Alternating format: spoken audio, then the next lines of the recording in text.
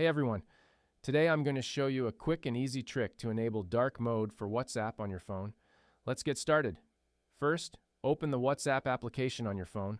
Once you're in, look at the top right corner and tap on three dots, then select Settings. This will take you to the Settings menu. Next, find the Chats option within the settings and select it.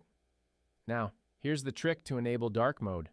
Since there isn't a direct option within WhatsApp itself, we'll use the phone's built-in dark mode feature. To do this, swipe down from the top right corner of your screen to open the Control Center.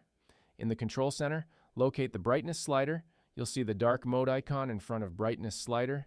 Tap this icon to turn on dark mode on your phone. This action will automatically enable dark mode in WhatsApp as well.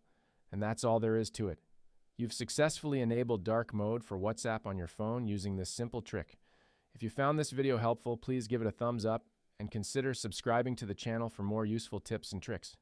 Thanks for watching.